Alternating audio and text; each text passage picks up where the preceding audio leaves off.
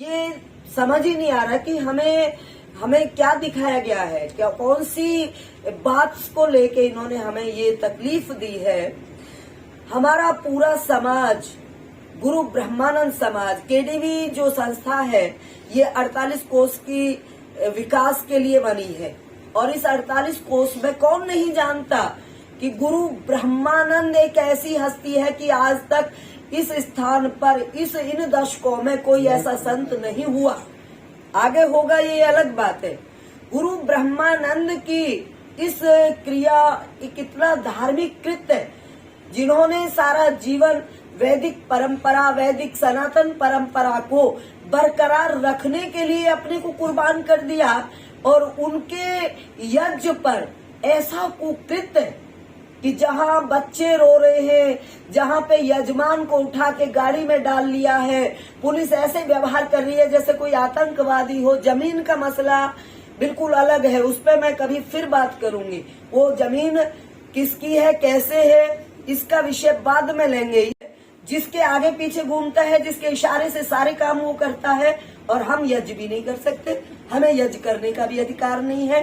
तो यहाँ हमारा तो एक ही कहना है, हमारा एक ही मांग है, हमारी प्रशासन से भी मांग है, सरकार से भी मांग है कि हमें ये न्याय मिले, ये जवाब मिले कि हमारे साथ ऐसा क्यों किया गया। गुरु ब्रह्मानंद के तमाम समाज को छोटा बनाने का प्रयास करके उन्हें क्या मिला, क्योंकि इसमें मुद्दा जमीन का बहुत दूर है। इसमें मुद्दा है सुबह के 7 बज रहे हैं, हवन के मंत्र बोले जा रहे हैं, हमारी साध्वी वेद श्रद्धानंद वेद मंत्र बोल रही है, उधर यजमान यज्ञ कर रहे हैं, और वो आके एकदम न कोई नोटिस है, न कोई बातचीत है।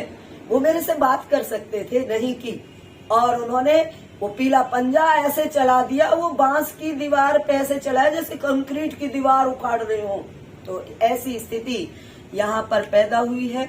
हम यही पूछ रहे हैं, यही जवाब मांग रहे हैं। और अगर हमने कंप्लेंट की है, हमने एसपी ऑफिस में कंप्लेंट की है, पुलिस कार्रवाई मांग की डिमांड की है उनके खिलाफ, ड्यूटी ऑफिसर के खिलाफ, जो उस वक्त में ये नहीं देख सके कि तुम यहाँ होने वाले कार्य का कितना बड़ा अपमान कर रहे हो। हमें उनके खिलाफ कार्रवाई चाहिए।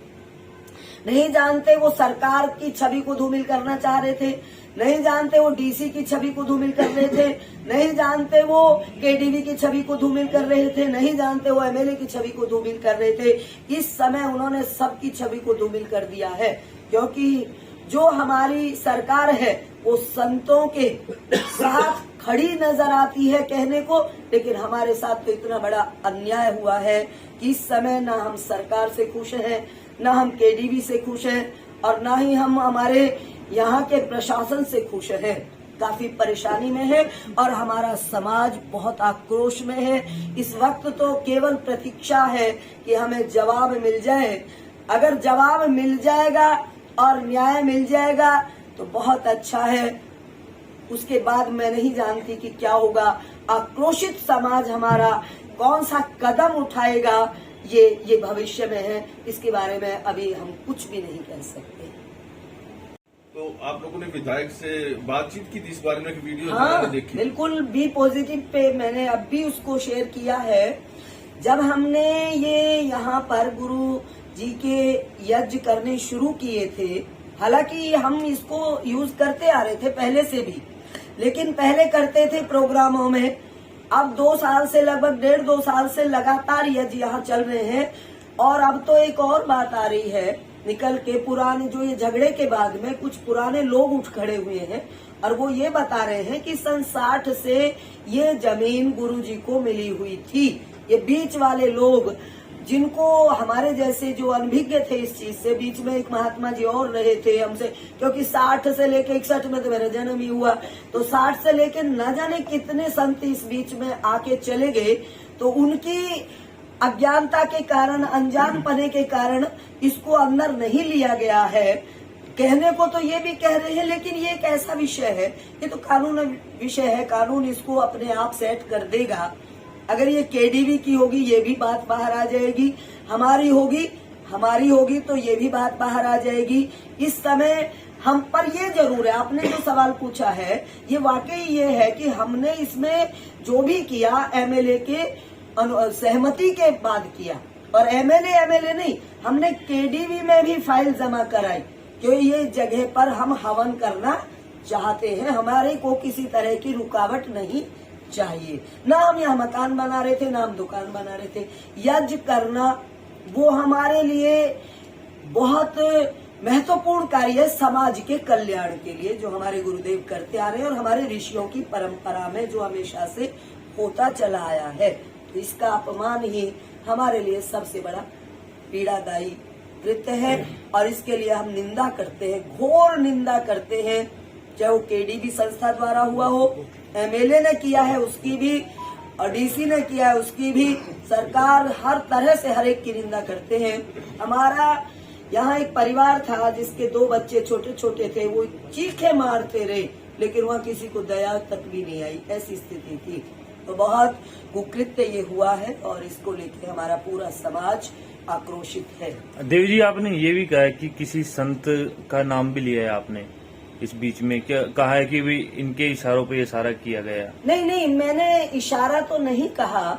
मुझे देखो, जब हमारे साथ गलत हो रहा है तो हमें ये समझ आता है कि तुम एक संत के इशारे पे तो पूरे कुरुक्षेत्र को नचा देते हो और यहाँ हमारे हवन को भी नहीं होने देते, तो फिर संत में भेद क्या ब्रह्मानंद से बड़े हैं? और गुरु कौन संत है देवी जी? सब जानते हैं, मेरे से नाम क्यों लेवाते हो? कौन नहीं जानता?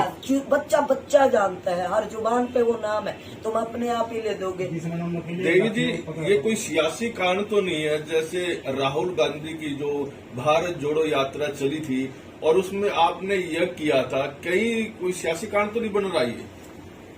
मैंने तो इस विषय में ज्यादा सोचा नहीं, इतनी मूर्खता तो वो लोग करेंगे मैं सोच नहीं सकती, पर अब तो सब कुछ सोचने पे हम मजबूर हो रहे हैं कि हो सकता है वो भी इसमें एक कारण हो। ठीक। देवी जी, जिस प्रकार से आपने कहा कि आपने एक फाइल केडीपी में भी जमा करवाई थी, हाँ जी, तो केडीपी में जमा करवाने का कारण क्या था? जब आप बता रहे हैं कि केडीपी की जमीन कब्जा वो उससे पहले नहीं पता था हमें इस बात का, हमने बाद में कागज निकलवाए क्योंकि केडीबी की तरफ से पता था कि केडीपी की है। पहले तो ये था भी यहाँ जो जमीनें हैं वो केडीबी के अधीन आती हैं, तो हम इससे अनभिज्ञ थे इस चीज से, तो हमने उनसे भी साथ लेके चले, मतलब हमने कोई जबरदस्ती कहीं की ही नहीं है किसी भी तरह की।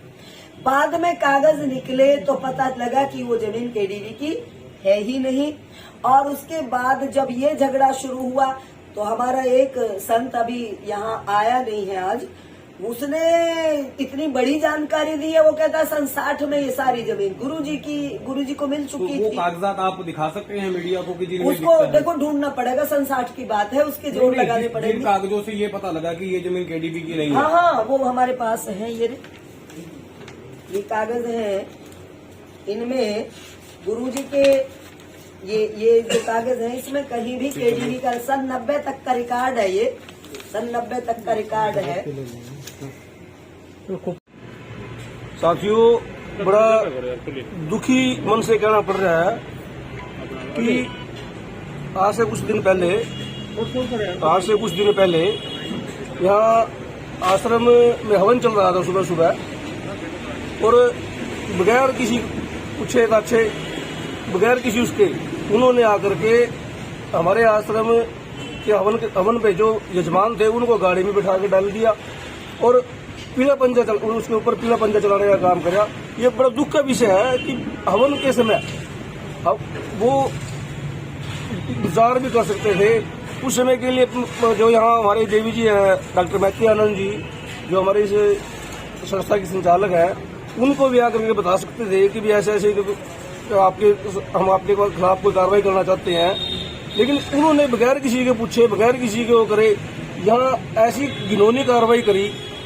इस घिनौनी कार्रवाई को देखते हुए हमारा पूरा ब्रह्मानंद समाज आज जो है पूरे आक्रोश में है, पूरी पीड़ा में है।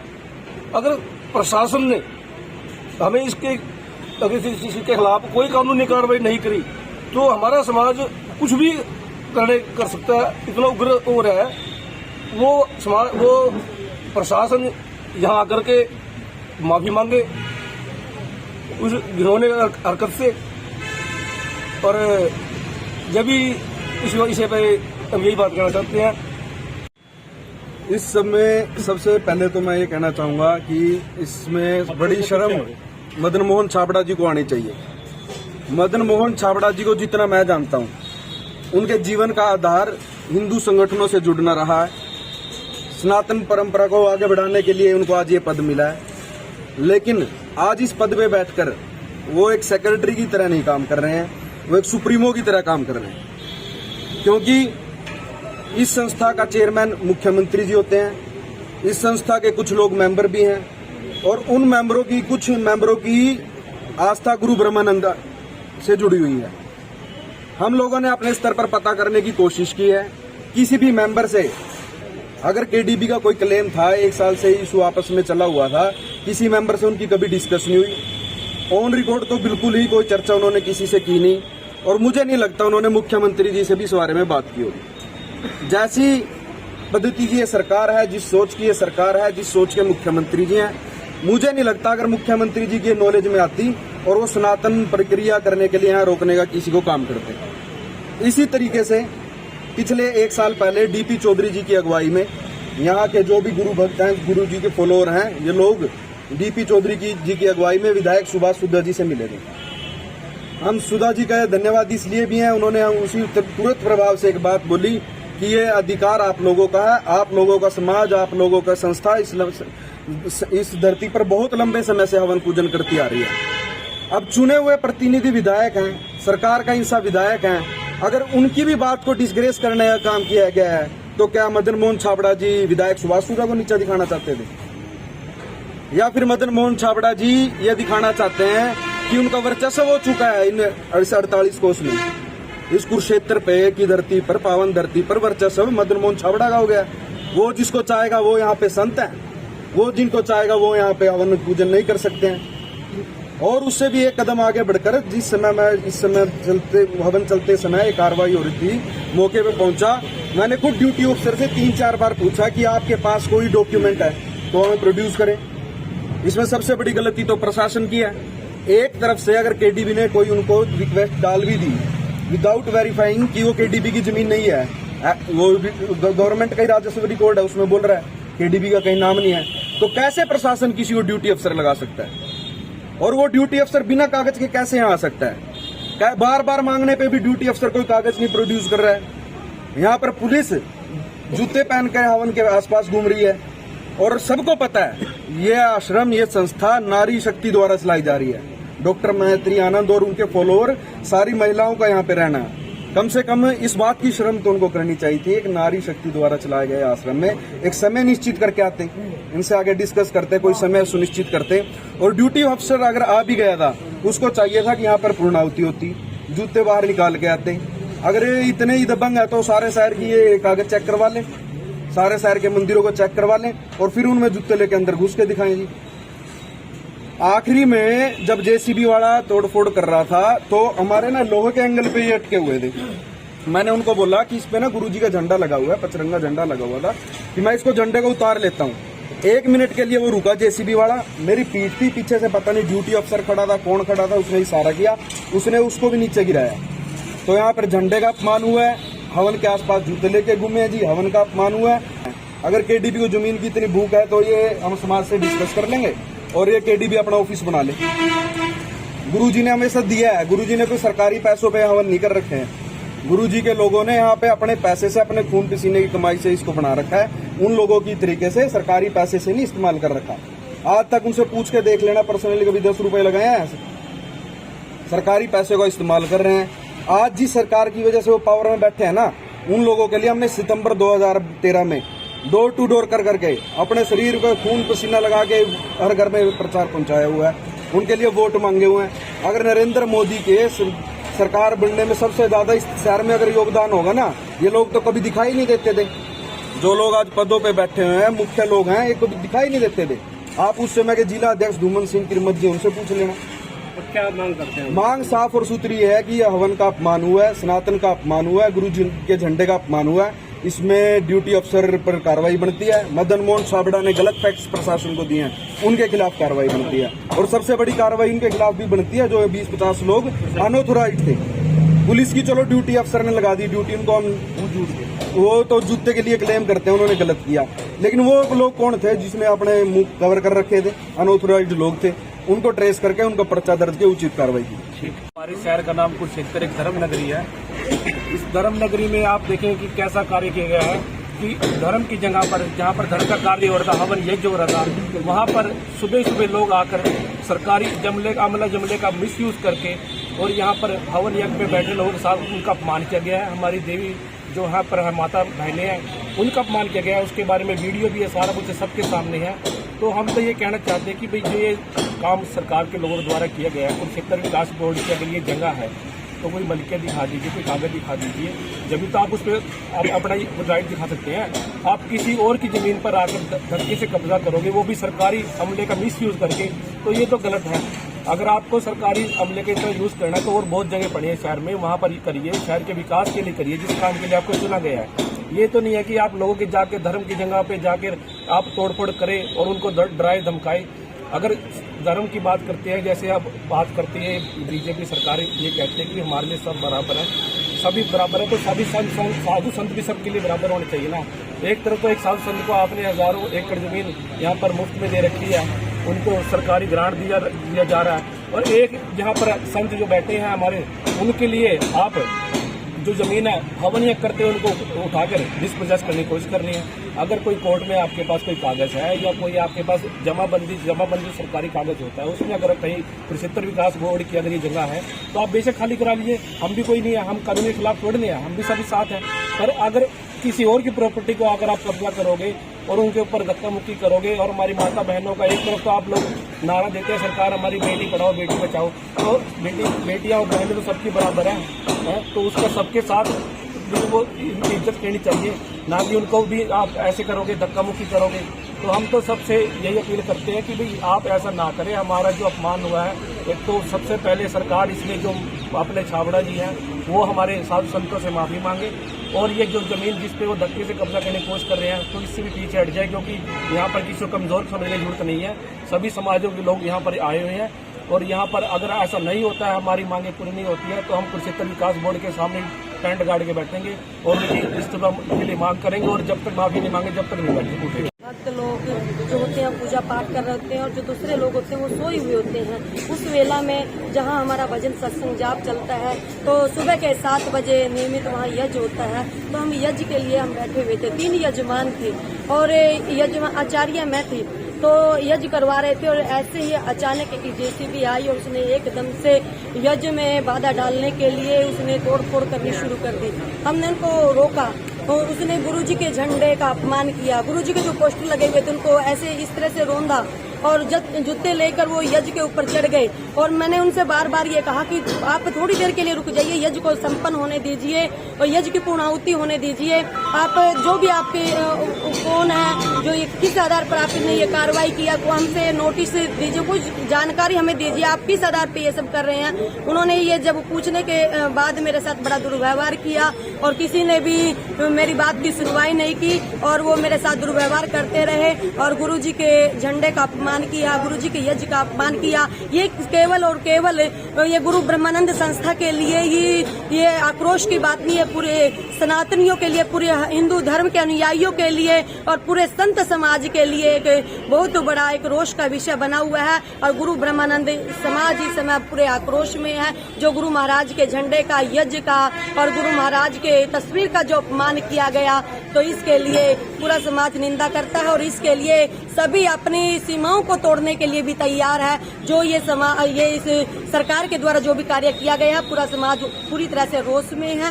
तो मैं सरकार से अनुरोध करती हूँ कि जल्दी से जल्दी इस पर एक्शन लीजिए। जिन्होंने ये घृणित कार्य किया है, जिन्हें कुकृत्य किया है, उस पर एक्शन किए, अरेस्ट कीजिए, उन पर कार्रवाई करें, नहीं तो ब्रह्मानंद समाज ये इसके लिए अपनी सीमाओं को लांघने के लिए तैयार बैठा है। ओम तत्सत।